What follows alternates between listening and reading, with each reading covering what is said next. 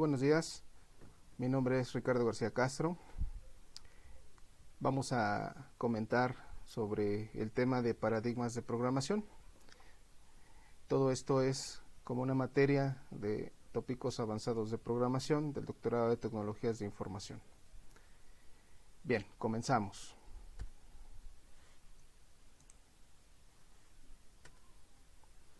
Primero que nada, tenemos que platicar acerca sobre qué es un paradigma. Obviamente, en la parte de programación. Actualmente existen muchísimos paradigmas de programación y un paradigma nos da las herramientas y las técnicas y conocimientos para establecer estilos, formas, estructuras para resolver pues un problema aplicando la programación. Y para ello pues tenemos diferentes nombres de paradigmas y muchos temas acerca del concepto de paradigma de programación. Los paradigmas de programación son divididos en dos áreas, por decirlo así, donde cada una de ellas están incluidos diferentes lenguajes de programación que pues nos van a permitir básicamente escribir o describir instrucciones y condiciones para que podamos desarrollar un programa.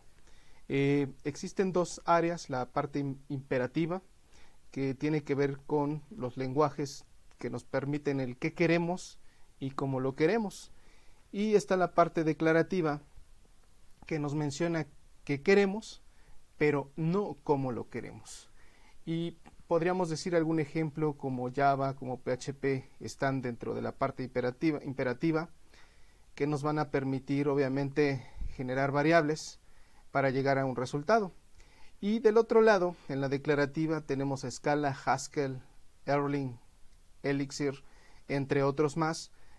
Se basan mucho en proposiciones, afirmaciones, que son declaradas para describir el problema, sin especificar cuáles van a ser los pasos para responderlo o para resolverlo, ¿no?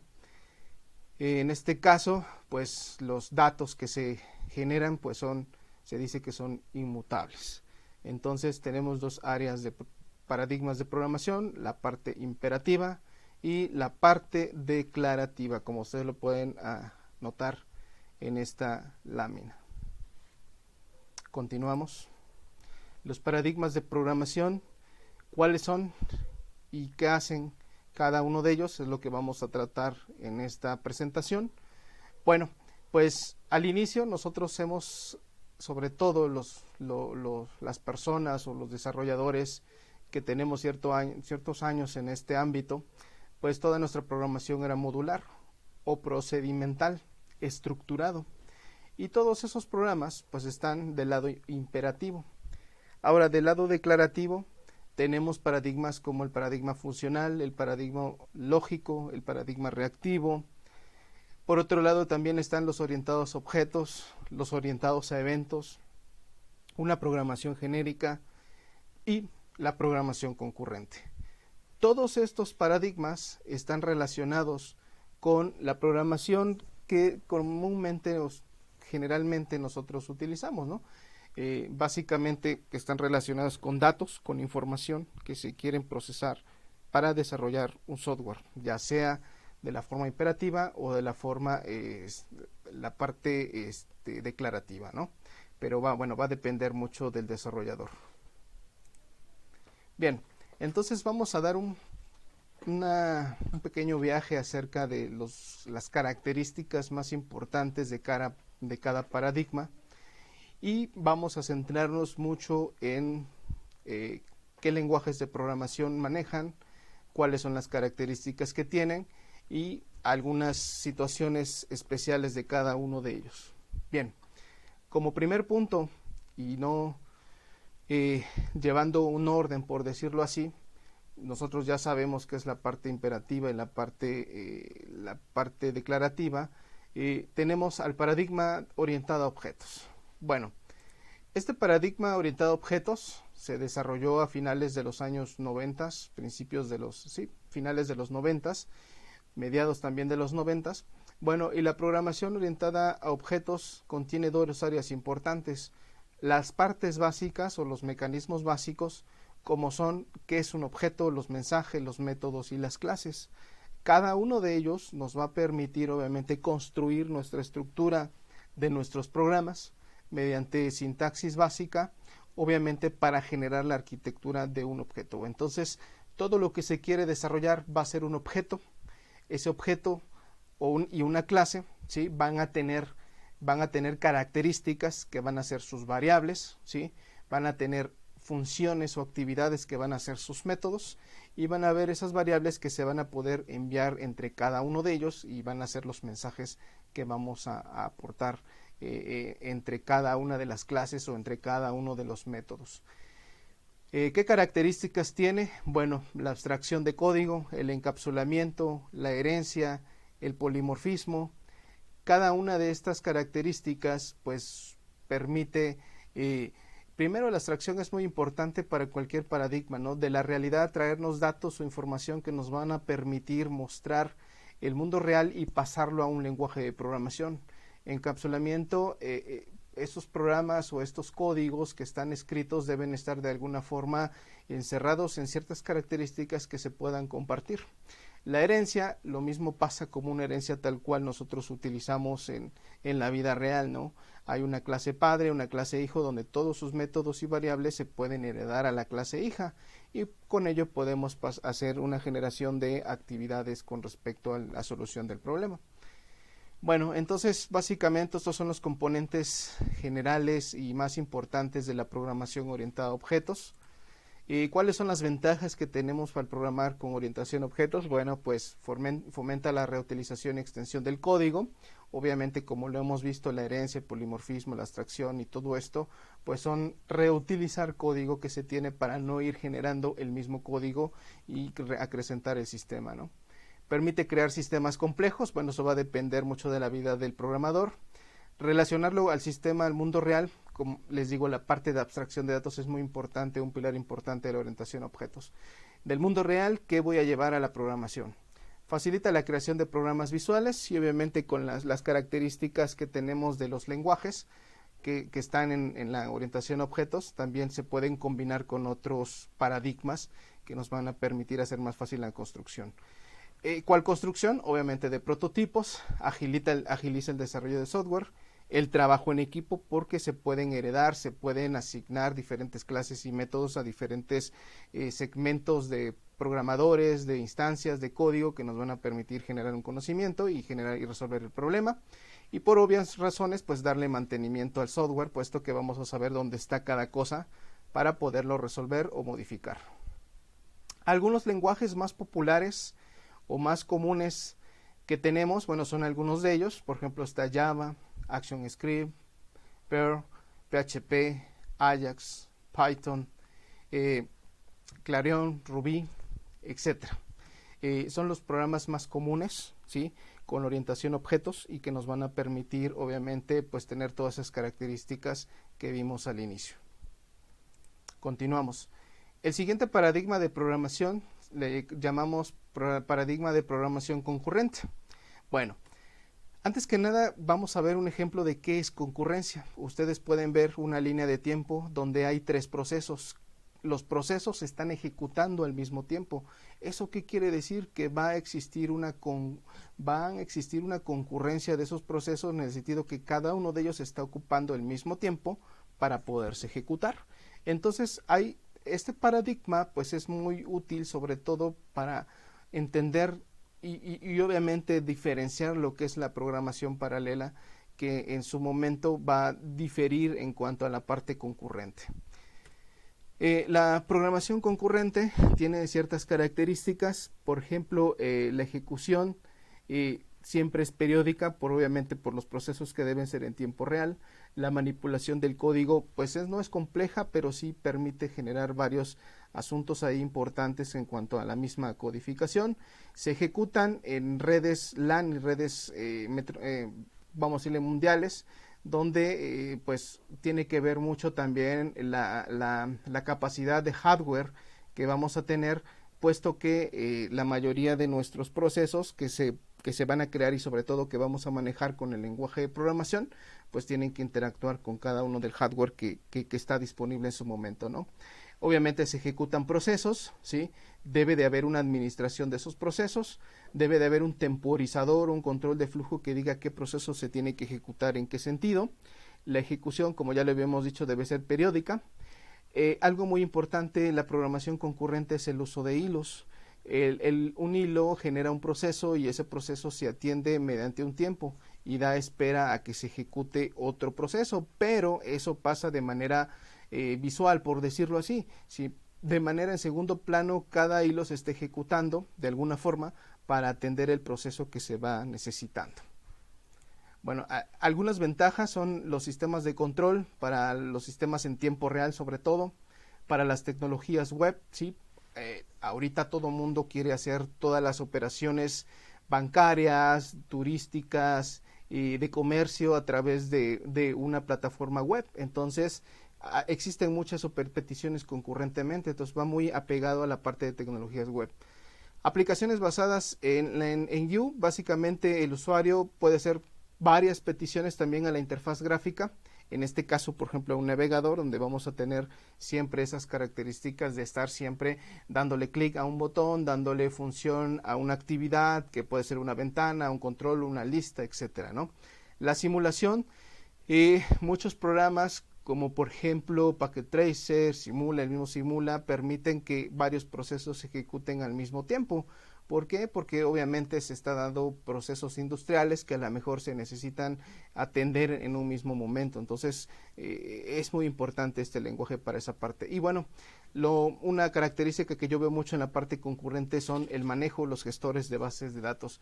Un manejador de base de datos debe de tener forzosamente una concurrencia. En este caso, cada usuario que se vaya creando o que vaya accediendo a la base de datos deberá tener pues su propio hilo y su propio proceso para poder ser atendido. Y bueno, de ahí entraríamos a diferentes manejadores de bases de datos como Oracle, Postgres, que permiten la parte concurrente. Algunos lenguajes en la parte de concurrencia está Scala, ¿sí? Obviamente va relacionado mucho con la sintaxis de Java. Haskell, aunque es un lenguaje funcional, pero también va relacionado con la parte concurrente.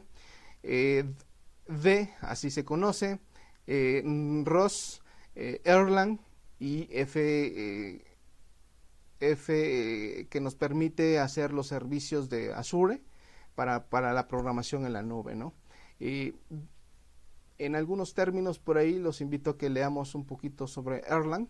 La verdad es un lenguaje que he estado probando y realmente funciona mucho para la parte de concurrencia, ¿no? Entonces sería bueno ahí revisar algo por el estilo. Bien, siguiente, programación paralela. Aunado a la programación concurrente, la programación paralela o el proceso del paralelismo, existen aplicaciones. La programación paralela, ¿en qué debe de estar? Bueno, hay un programador que utiliza lenguajes de programación, obviamente, hay un código de la aplicación y está el compilador. Es decir, van a trabajar simultáneamente programador y compilador para soporte en tiempo de ejecución y de otras librerías. Entonces el código paralelo se fusiona como una plataforma en paralelo. Bien, algunas ventajas y desventajas, tenemos aquí algunas, pero vamos a mencionar solamente algunas. Bueno, permiten ejecutar problemas de un orden y complejidad mayor, y alguna desventaja, pues obviamente como son mucho requerimiento de hardware, pues obviamente el consumo de energía, si estamos hablando en una aplicación móvil, pues va a ser un poco difícil, ¿no? de poderlo manejar, pero por eso hay diferentes funciones y actividades que podemos hacer. Los altos costos de producción y mantenimiento también es una desventaja del paralelismo, ya les digo, va relacionado mucho con el hardware. Y una ventaja muy importante es que permite dividir una tarea en partes independientes para que obviamente se puedan ser atendidos. Algunos lenguajes de programación que manejan paralelismo está Java, Python, Haskell, Ruby, PHP, C#, etcétera. Podemos tener ahí una serie de lenguajes de programación que nos pueden permitir manejar el paralelismo. Bien, una siguiente paradigma es la orientada a aspectos.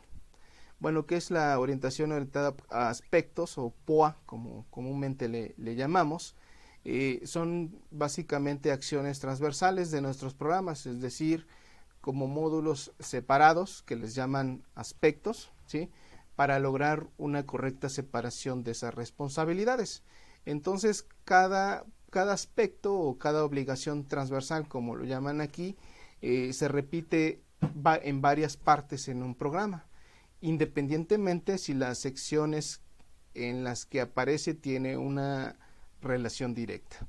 Entonces, cada aspecto va a ejecutarse varias veces como partes de un programa y obviamente podemos trabajarlo como módulos que van a estar separados, pero al final de cuentas van a ser nuestros aspectos y nos permite mucho el trabajo colaborativo. Bueno, vamos a ejemplificar de alguna forma cómo podemos trabajar sin POA y con POA. Ustedes pueden observar ahí en la imagen que aparece aquí a un lado.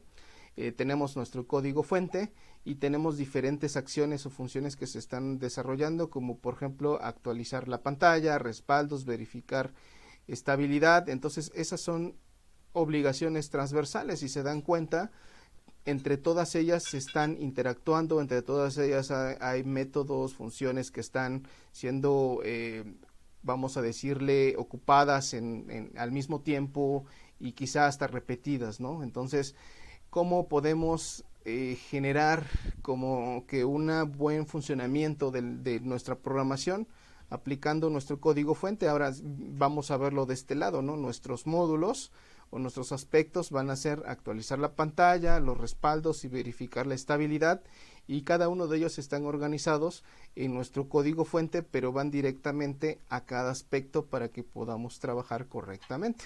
Entonces, básicamente ese es cómo trabajar con POA y cómo no trabajar con POA, si de alguna forma queremos entenderlo de una manera más fácil. ¿Cuáles son las ventajas? Bueno, como ya les había dicho, como se hacen módulos, permite modularizar programas sin importar lo extensos o complicados que sean.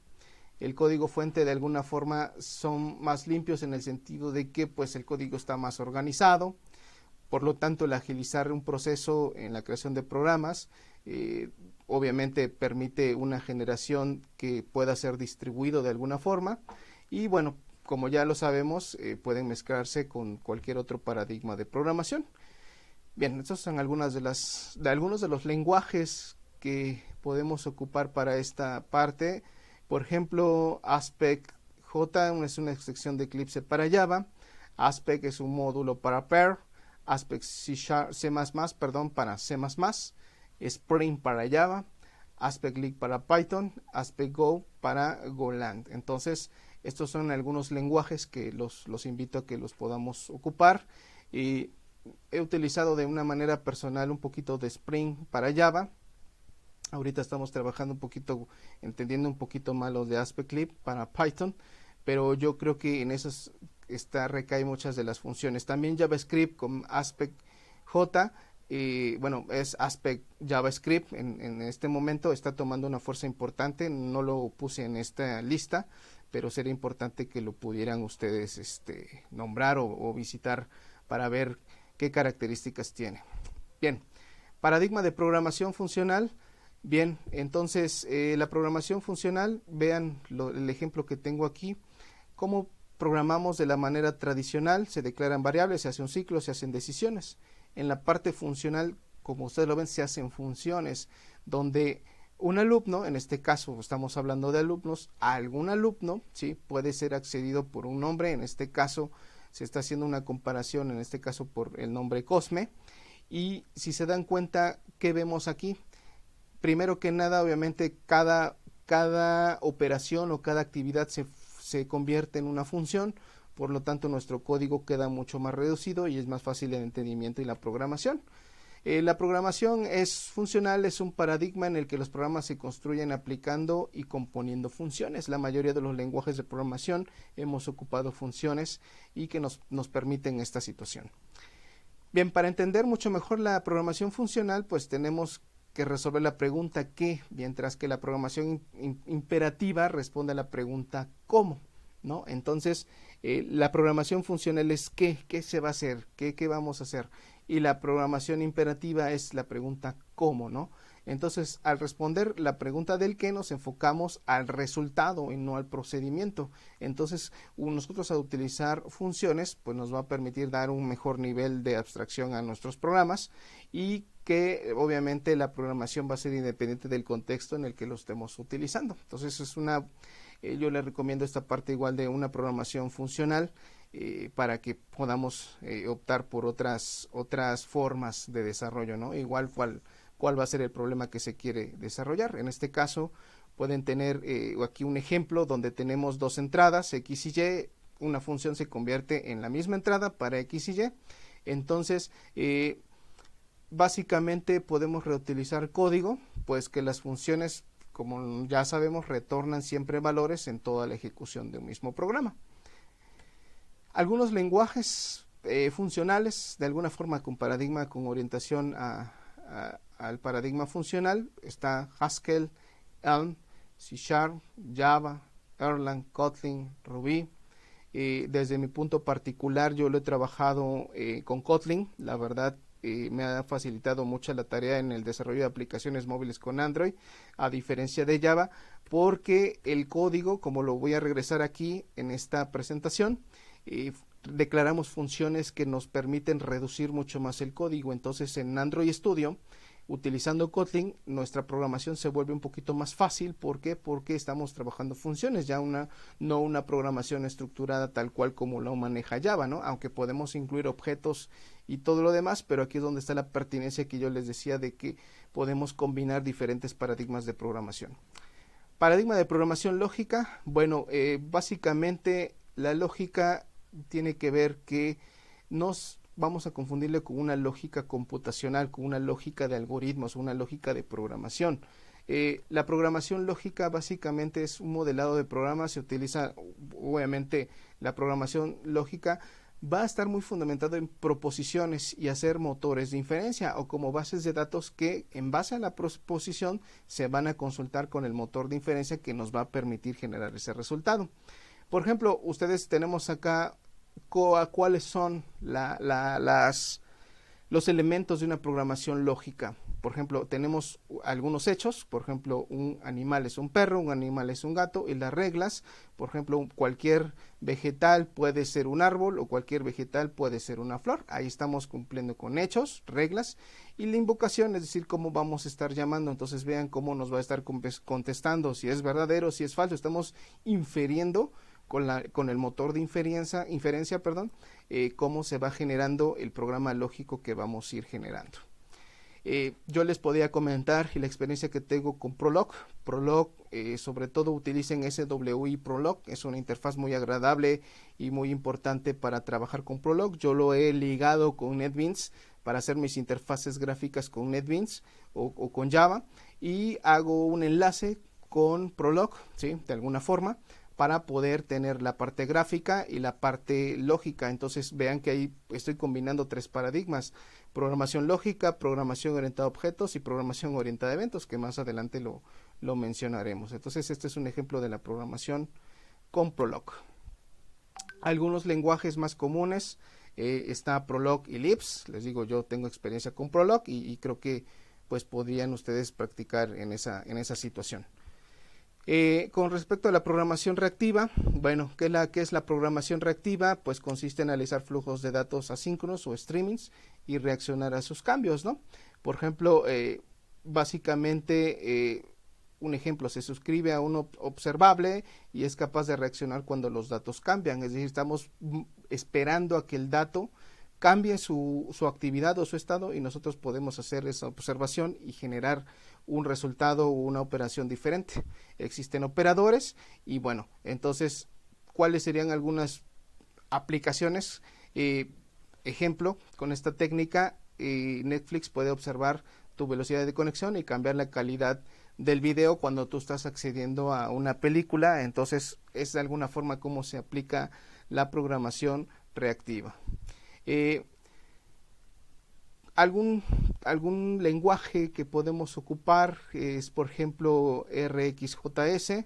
es una implementación de ReactiveX para aplicar programación reactiva con JavaScript.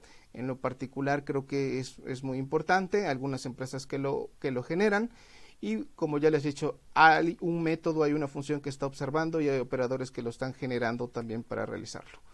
Bien, programación orientada a eventos, todo surge en un paradigma que es la ejecución de programas van determinados por sucesos. Por ejemplo, damos un login, se desencadena un evento y hay un controlador de eventos en un bucle que nos va a ir generando que esa interfaz se vaya observando. Constantin y Jordan son los que con la parte de programación tradicional cambiamos o mejor dicho, generaron la parte de eventos donde va a haber un disparador y manejadores que lo van a controlar. Existen diferentes características como por ejemplo funciones de activación, están orientadas al servicio, tenemos obviamente eventos, se pueden controlar, el tiempo es controlado y la dependencia de eventos. Algunos lenguajes de programación, Visual Basic, Python, Java, Object, ActionScript, Visual C++. Bueno, son algunos de los programas más interesantes.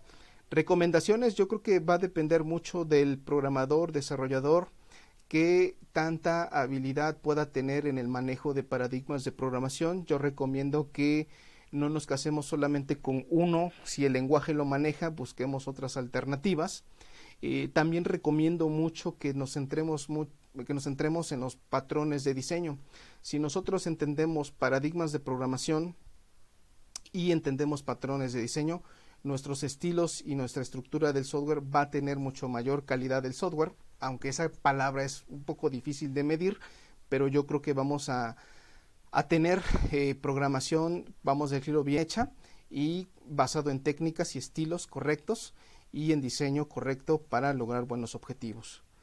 Bueno, como conclusión podría decirles que los paradigmas de programación es una área fundamental en el desarrollo de los lenguajes de programación para resolver problemas y que todo, vamos a decirle, persona que se dedica a las tecnologías de información debe aplicarlas, entenderlas y sobre todo saber recomendar cuándo cada paradigma de programación puede ser utilizado. Nosotros conociendo esta área podemos, como ya les había yo dicho, pues podemos tener una mejor solución de problemas y podemos tener una mejor calidad del mismo software para que nuestros programas estén estilizados, con buena estructura y puedan ser manejables y mantenidos para que los usuarios finales pues tengan resultados correctos.